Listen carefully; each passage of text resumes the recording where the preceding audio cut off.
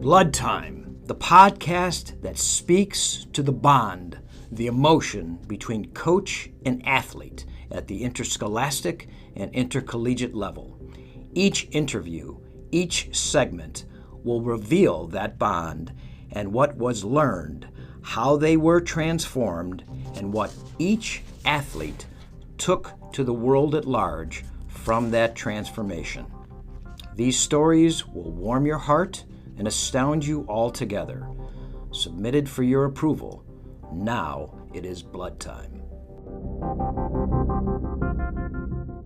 Welcome to Blood Time. This is Coach Cimarroni. I'm here today with Barry Broome, president of the Sacramento Economics Council and former John Carroll wrestler. I had the opportunity back in the day to coach him, and since then we've been good friends. Barry, thank you so much for being on our show. Happy to be here, Coach. Awesome, man. How you doing? Everything good out in Sacramento?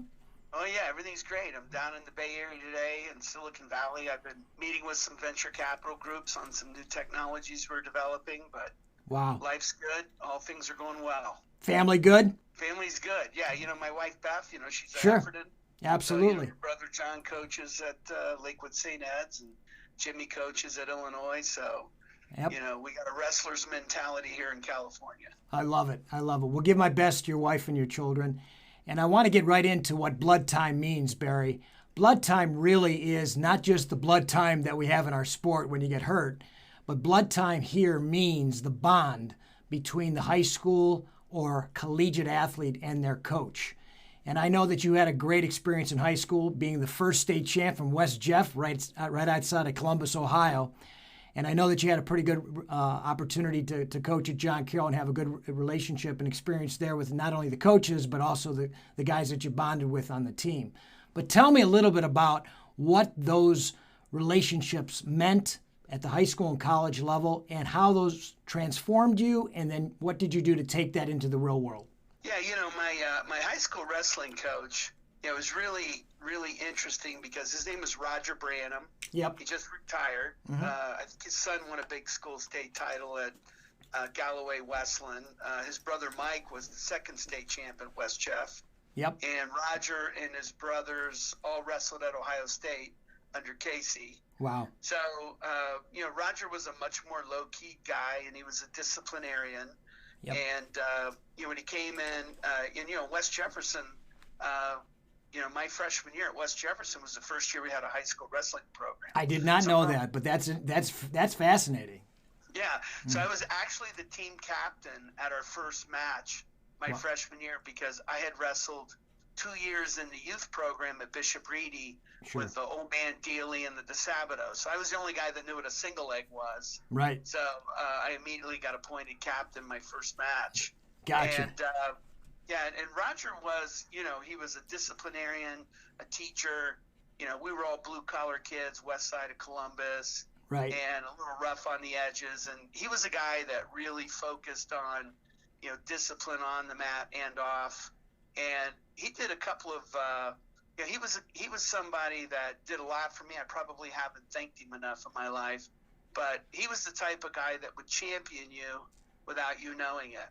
Yeah. And so when I went into my senior year and we started talking, back in those days, you had to be the district champ to make it to the state tournament. Right. Sometimes you ran into, another state champ and got beat. So even though I was placing in the top 3 in the districts, I wasn't qualifying for St. John's Arena, so I had to win it to get in. We went into my senior year, and he was like, I said, Coach, do you think I can win a state title? He said, yeah, I do, but you got to train differently.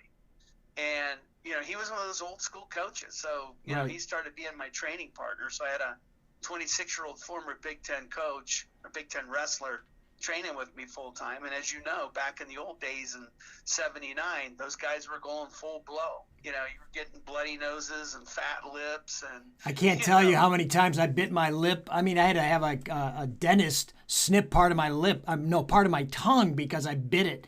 And when I was coaching in Reynoldsburg. So I know what you're talking about, man. We went at it. Yeah, so, he'd bring in, his brother Jerry, who was an alternate on the 76 Olympic team.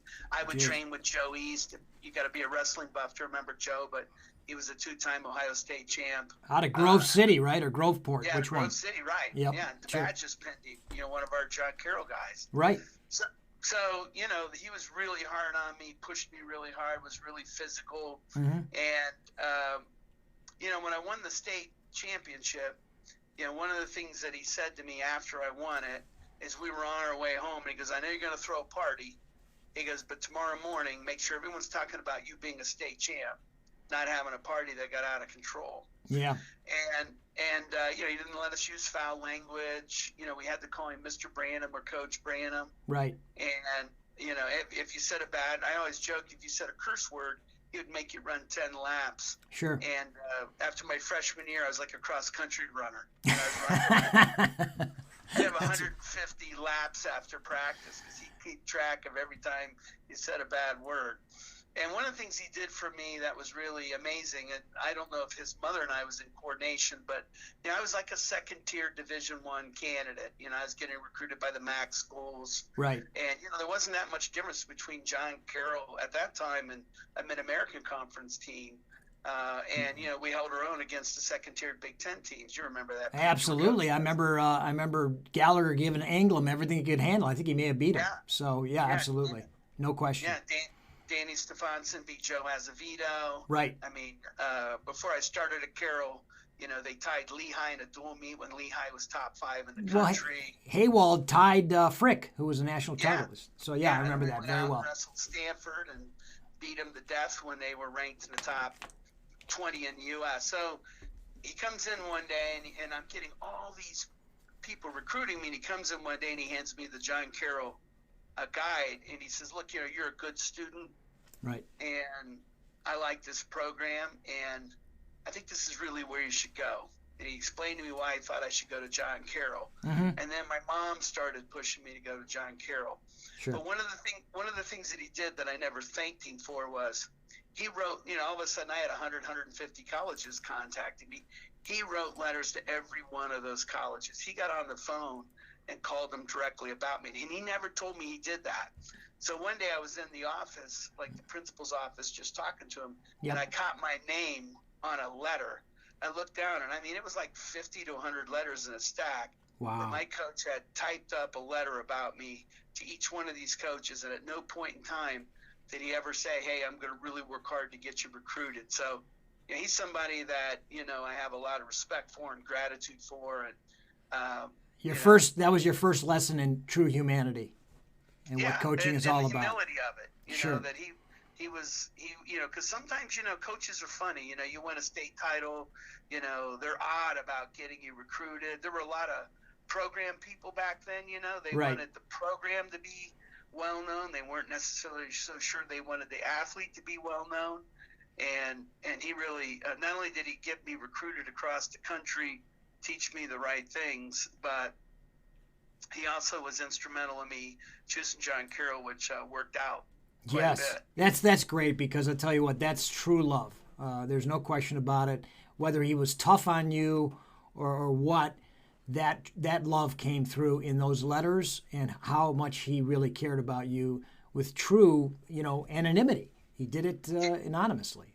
And if I wouldn't have been in the principal's office, so I suddenly thought I was, Lee Kemp. I'm getting Right. phone calls from all Right. over the country, and I immediately just thought, wow, I've been found out I'm this amazing athlete. And then I went into the principal's office on an unrelated matter, and I saw these letters where my coach was sending them out and making follow-up phone calls and was putting packets together on, my on your behalf. academic standing. I was senior class president, all that stuff. And he never once said anything to me. When you're a kid, you're kind of weird. It was awkward. I never said anything to him. So, Right. But that's the kind of guy he was. He ended up having a really successful high school wrestling career as a coach. Yep. His family, they had three state champs in the family, and he's just a great guy. That's a beautiful story. So as you transition from that beautiful story, tell us a little bit about the John Carroll experience and how that may have transformed you into the man you are today. Yeah, well, John Carroll was the most transformative experience for me because, if you were, Ohio's very different all around the state. So I was a blue collar guy. My parents had eighth grade educations. Mm-hmm. I was a Teamster at 16. Wow. So I didn't have the St. Ignatius, St. Joe's, Padua High School path to Carroll. Late Catholic, even Mayfield Heights type of mentality, yeah, sure. Right. Mm-hmm. Brother Rice out of Detroit. We would get people out of Canevin and Central Catholic in Pittsburgh. So, I went to a school where, the vast majority of the kids came out of, Catholic schools or prep schools. And, they were much more oriented to what it was like to go to John Carroll than I was. Right. And, I rolled in, I think with a I think when I got recruited, I had a T-shirt that said Schlitz.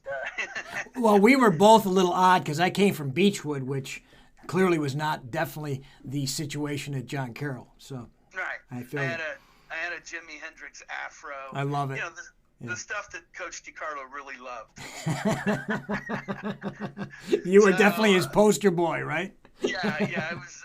I think one of the things that I did most for Coach DiCarlo was agitate him. And kept him in a semi-agitated state. Yeah, and it's the famous Mustang story, correct? Oh yeah, oh my God.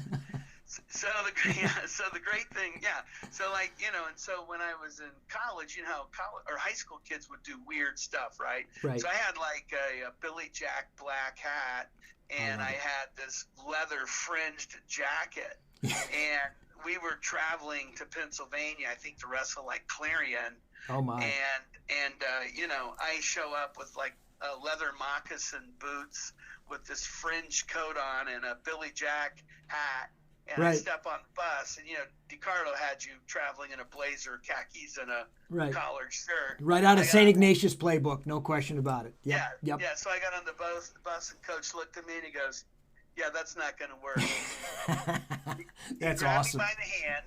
Yes. Walked into the athletic dorm or the athletic department, took me down in the basement and found these, 1964 JCU wrestling blue blazers, found one that fit me, dumped the jacket, dumped the hat, oh my God. Put on this, he found a John Carroll sweater, made me change shirts, walked me back on the bus and dropped me on it and took me there. And it was probably the first time I really was around a coach in a program that was first class. Right. The one thing about Coach DiCarlo, everything he did was first class. No doubt. He could have been a CEO of a major corporation, no question about it. No question. I mean, our wrestling room was better than Ohio State's. Yep. So, we had better facilities at John Carroll than really all the MAC schools, with the exception of maybe Miami, and probably half the Division I programs. Well, he set up the archetypical program in regards to the coaching staff because he really wasn't that great of a technician. But boy, he brought in great technicians and let them do their job, and he was just the guy. He was the CEO. Yeah, he was a program coach. Yep. He built the brand, he built the reputation. Right. And like if you think of a small college team that has like 55 wrestlers on their team. Amazing. We would be 3 or 4 deep in each weight, and the key thing, he was the first business person I met, and you could watch everything he did. He was a excellent father. He was an excellent husband. He took his responsibility at John Carroll very seriously. How you handled yourself off the mat, how you handled yourself in the class. And if you did something goofy on a Saturday night, you can bet, Monday morning you were going to be in his office trying to explain to him what you were doing on a Saturday night. Right. And that was including the off season. Right. And I knew all that because I would spend a lot of time in his office on Mondays. I get that. And as he progressed, obviously he went on to be the football coach, athletic director, and then of course the entire complex is named after him. So you cannot hit it more on the head there, Barry. Yeah, and look at the guys that he coached. Yes. They're all running the NFL. Yes, exactly right. It's amazing. Somebody should have done a deeper story on that, because here's a guy, and he had 100% graduation rate all the years that he wrestled. Yes. He had 100% graduation rate for the kids that wrestled for him 4 years. And I won't mention the guy's name, but you may know this. there was a Carroll wrestler that was a multiple All-American national champ that was a couple classes short of his degree. Yes. And DiCarlo would not let him in the Hall of Fame until he finished it. I don't know if you know that story or not. I do. I had the opportunity to chat with Kerry Volkman about that. So yeah. Yeah. So this guy's like, why am I not in the Hall of Fame? And DiCarlo's like, because you're a couple credit. I mean, guy's like 45 years old. Right. Go get your degree. Like, if you don't take the 2 classes, that's your business, but you're not going to be in the Hall of Fame. And I think those were the kind of things that you learned from him. That I can tell you right now, I still use everything he taught me today to be successful right now. I mean, I'm winning today because of things Tony DiCarlo taught me.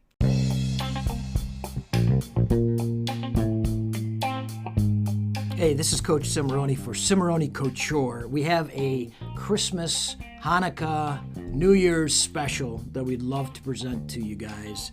Buy one suit at $10.95 or higher and get one at 50% off now until January 2nd. Or buy one entry-level suit at $7.95 and get a shirt for free. Check us out at Cimarroni Couture. That's Cimarroni Couture, 216-287-1522, 216-287-1522. I'm winning today because of things Tony DiCarlo taught me. Tell me about that. I know that you're dealing with all the top people in Northern California, and I'm sure around the state. You've got, I'm not sure, is Kevin Johnson still the mayor of Sacramento? But I think he is. So I'm sure you're dealing with him. Yeah, so he's no longer the mayor, but okay. I get a chance to occasionally interface with Gavin Newsom. Gavin, yes, great, Gavin, and he's got a high profile right now. Yeah, and I work with a lot of the VCs in Silicon Valley. I have 43 CEOs that are on my board, and those guys, 4 or 5 of them are billionaires, and they're great guys. But Coach, the thing that Coach DiCarlo had was he had an ongoing standard, and the standard never dropped. So there was a certain, if you looked at our program, I probably missed, in all honesty, I may have missed 1 practice in 4 years. Right. And as you know, he didn't give us time off. No, and that wasn't a rare story. That was the norm. Yeah. That was what was expected, right? Yeah. Yeah. Yeah. So you practice 7 days a week. So if you had a match on Saturday, you were still practicing on Sunday. There were no days off. Right. He had a no drinking ban, and you didn't do it. Right. And he kind of knew when to let us be kids. So if he went to Florida, he'd lift the drinking ban a couple of days and let us have a good time. Yeah, there were some fun stories down there. I remember coming back, driving you guys back, and getting off out of the bus into the gym. He rolls out the mat at 7:00 in the morning after driving all night long, and we had a practice. Yeah, and that's what it was. So what happens is people go into life, right? Mm-hmm. They have malleable standards. So maybe they don't always do the right things. They back off. They don't always push for excellence. Right. And, I think being under Tony DiCarlo, having that every single day, every single match, every single class, every time you traveled, every time you stood up, every time you sat down, you were a Carroll wrestler. And he had those expectations. And as you know, when you're 19, 20 years old, you don't appreciate that at all. Right. Because, Coach has his foot in your ass all the time. Exactly. Or on your neck, or both. Yeah, on your neck, right. Yeah. So I'm going to tell you 2 stories about Coach that I think are really important. Okay. So we were wrestling in Western Pennsylvania. We used to get in them damn cold vans. Right. And, leave at 6 in the morning and drive 4 hours to get matches with the Western PA teams, whether it was a Pitt Johnstown or whether it was a Slippery Rock, somebody like that, the kind of Division I AA team. Sometimes it was small college like Teal and Allegheny. Right. And so we were traveling to wrestle about 4 hours into Pennsylvania. Yep. And we had an honor weigh-in. Do you remember those? Oh, yeah. Absolutely. Okay. Yep. So the trainer, the coach, and the assistant coach would watch you weigh in. Right. So it was about 6 in the morning to weigh in. And then when you got to weigh in, you could go grab something at Denny's or whatever, get on the road, and you could eat a little bit and let it digest. And if you had a match at 1 or 3 or whatever. You didn't have to suffer a 4-hour bus ride, 10-degree weather, Right. all sucked out. Right. So we go in the weigh-in, right? The gym is turned off. It's freezing in the gym. Right. It's freezing in the locker room, and you strip down, and I get on the scale, and I might have been 1/8 of the pound over. Right. And it was 6 in the morning, so I was like 158, 1/8 of a pound. Yep. There was even some dispute on whether it was one of those deals where the Yeah. bar was just touching the top of the weight. Yep. And I look at him, and he looks at me, and I'm standing there, right? You're exhaling. Yeah. You're doing everything you can. Standing on your head, whatever you can. Yeah, whatever it is. And he Right. looks at me, and he goes, I think you're over. Yes. And I said, Coach, it's 1/8 of a pound. Yes. I said, it's 6 in the morning on a Sunday. The gym's 25 degrees because we weren't in school yet. Right. And I said, are you kidding me? Right. And he said, yeah, get on your stuff and run. Yep. So I Yep. get off this scale. The gym's, you can see your breath in the gym. Right. Right? You're Yeah. sucking weight. Right. It's an honor weigh-in. Yep. I put on sweats and everything. And I run for 45 minutes before I break a sweat, right? Right. And then after I break a sweat, then I run for another 15 minutes because the worst thing you do is put wet clothes back on when it's 25 degrees Right. and go in and take my stuff off and make weight and be a 1/2 or 3/4 a pound under. Yep. I'll never forget that because Sure.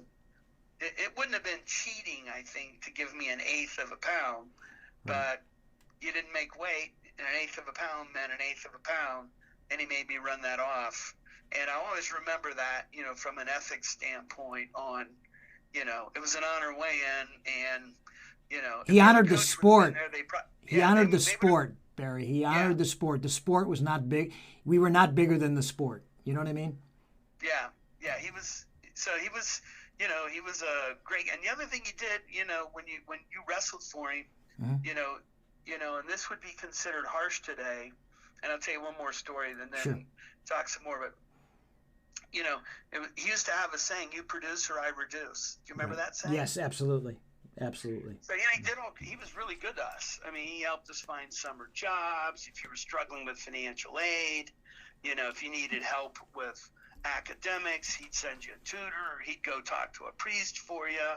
Yes. So we always had, I worked in the steel mills. He'd get you in the mills. Good summer jobs you needed to save money to go through school. And he was always a really good champion of you as a person. Always in your corner. Oh, he was. He was always in your corner. Right. But that doesn't mean he wasn't going to be hard on you, hold you completely accountable at every second of the way, but he was going to be in your corner. So when I graduated from college and I got my first corporate job, and I worked 4 years in the Fortune 500 world right out of college, Mm-hmm. I got sent to one of those, executive training programs, and there was about 60 of us there, all like 22, 23 years old, and they gave us the old, look to the left, look to the right. Right. Only one of you is going to survive this. So they told us at this training center that in 6 months we're dropping 40 of you, and we're only going to keep 20 of you with the company. Right. So we go through this little day training, and everything's great. And then afterwards, we went to a bar to have a drink before dinner, and I go to this bar to have a drink, in a perfectly good mood, and all these guys got these long faces. Right. And I walked up to him. I was like, hey, what's wrong with you, man? Yeah. And he goes, didn't you hear what he said? And I went, no, what did he say? Like, what was it that made you upset? Right. He said, they're only going to keep 20 of us, and there's 60 of us here.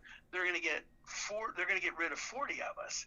And I can remember thinking, well, I'm one of the 20, so I guess I'll just have a drink, Exactly. It didn't dawn on me. Yes. It didn't dawn on me that I was going to be one of the 40. I never even thought for a second Yep. I wasn't going to stick, but that was also how DiCarlo did things. It was like, hey, you'd come back a returning conference champ, win the National Catholic.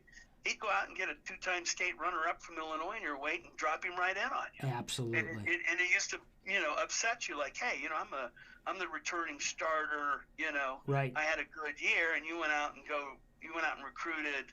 And what was in those days, coach got anybody that took second or third in the state in Ohio, they were on their way to John Carroll. Sure. And, they came out of Mentor, they were pretty tough kids. No doubt. And you'd show up, and there'd be, 2 freshmen that won 40 matches in high school, and one transfer in that was, Sure. won 30 matches Division II, and he'd put it in your weight, and you'd start the season with 5 or 6 guys in your weight, and you'd have to wrestle off and wrestle off and wrestle off and wrestle off. Hey, I had to referee the Viviani Marty Joseph match. That was not pretty, and John Viviani was not happy, or Viano was not happy. Yeah. So John was 15-1. Right.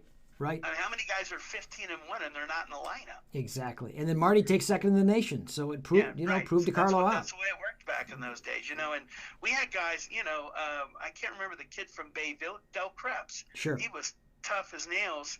He couldn't get in the lineup at John Carroll. He transfers to Ohio State, places in the Big Ten, and I think he was a captain at Ohio State. Yes, he was. Absolutely. Yeah, he's a great kid, too, and a real success story, and probably would have won a couple of national titles at Carroll. He was that good, but that was kind of the way it was. I remember we had a kid that transferred in who was a junior college All-American. He couldn't make the weight. He went to Washington State and, qualified for the Division I Nationals.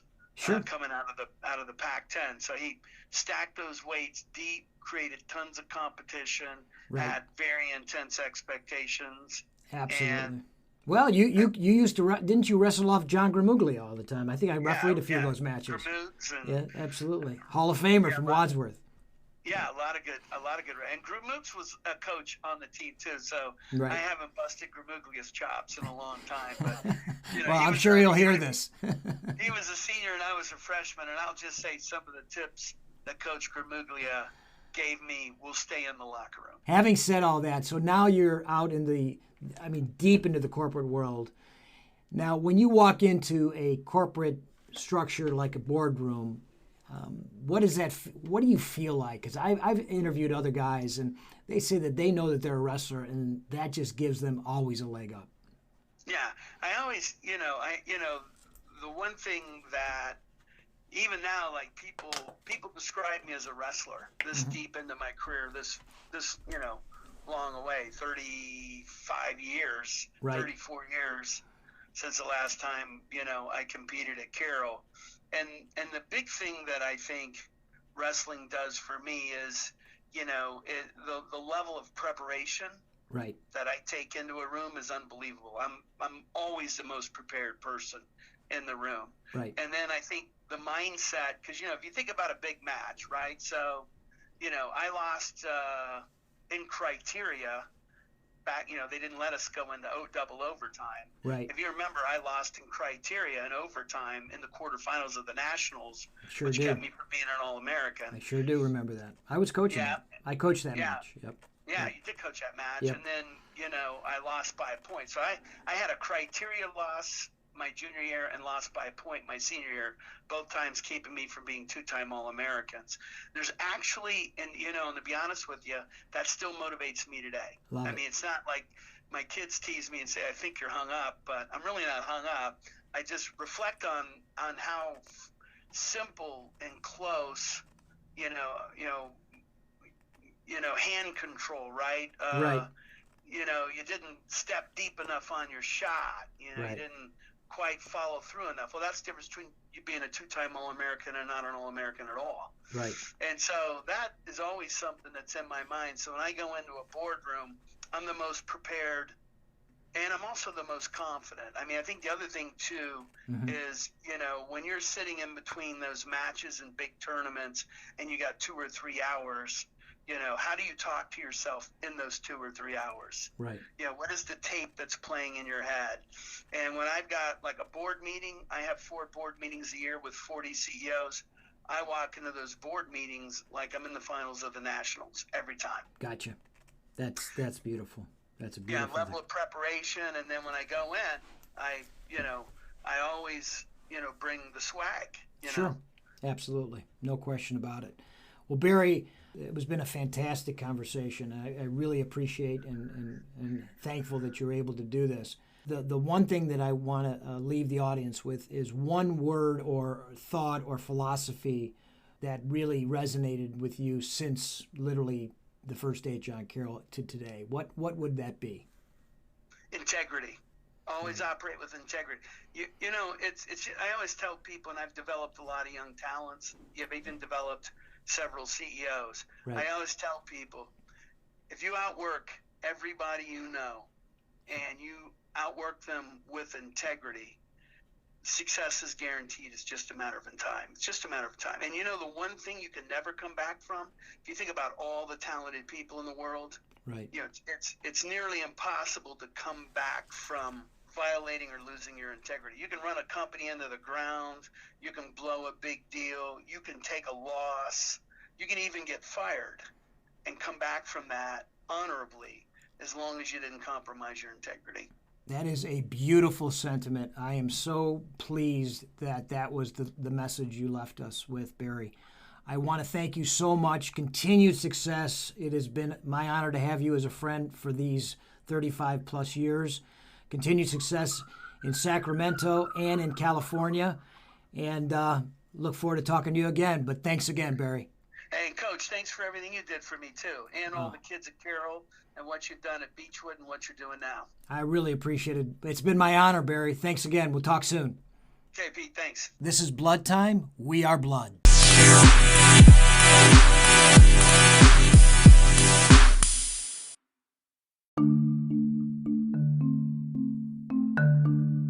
I want to leave you with this thought of the day. Arrogance is born in the shadows and walks with fear. Confidence is of light and brings love, self-love, to the world.